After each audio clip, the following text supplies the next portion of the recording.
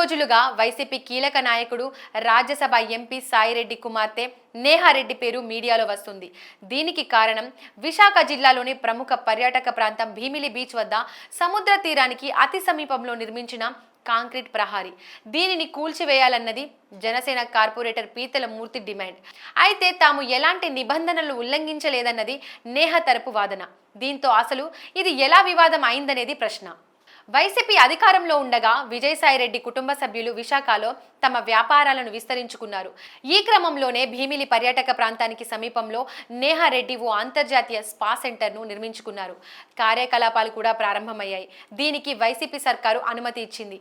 అయితే ఇది సముద్ర తీరానికి అతి సమీపంలో ఉంటుంది. ఈ క్రమంలోనే ఇక్కడ 12 అడుగుల ఎత్తుతో భారీ ప్రహారీని నిర్మించేందుకు నేహా సిద్ధమయ్యారు. దీనికి పర్యావరణ అనుమతులు అవసరం. ఇదే విధంగా జీవీఎంసీ అనుమతులు కూడా అవసరం. అప్పట్లో వైసీపీనే జీవీఎంసీలో ఉంది కనుక వాటికి అనుమతులు వచ్చాయి. కానీ పర్యావరణ అనుమతులు రాలేదు. దీనికి ఆమె దరఖాస్తు చేశారో లేదో కూడా తెలియదు. ఈ నిర్మాణం వైసీపీ హయాంలో గత ఏడాదే ప్రారంభమైంది.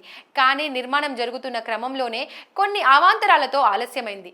ఇక ఆ తర్వాత అప్పట్లోనే పీతలమూర్తి దీనిని విభేదిస్తూ పార్టీ నాయకులకు ఫిర్యాదు చేశారు. అప్పట్లో సంగతి ఎలా ఉన్నా పార్టీ అధికారంలోకి వచ్చాక పీతలమూర్తి హైకోర్టును ఆశ్రయించి కట్టడాన్ని కూల్చేయాలని కోరారు. దీనిని విచారించిన అప్పటి ధర్మాసనం నిర్మాణాలను నిలుపుదల చేస్తూ అక్రమ కట్టడాలపై చర్యలు తీసుకోవాలని సూచిస్తూ ఆదేశించింది. అంతేకాదు జీవీఎంసీ అధికారులు చర్యలు తీసుకోవాలని ఆదేశించింది. దీంతో ఈ నిర్మాణాన్ని కూల్చేసేందుకు అధికారులు రెడీ అయ్యారు. కానీ దీనికి జీవీఎంసీ అధికారులు అనుమతి ఇచ్చారని, కాబట్టి తాను ఎలాంటి తప్పు చేయలేదని పేర్కొంటూ మరోసారి నేహారెడ్డి కోర్టుకు వెళ్లారు. అయితే దీనిని విచారించేందుకు ధర్మాసనం నిరాకరిస్తూ సింగిల్ జడ్జి వద్దే తేల్చుకోవాలని చెప్పింది.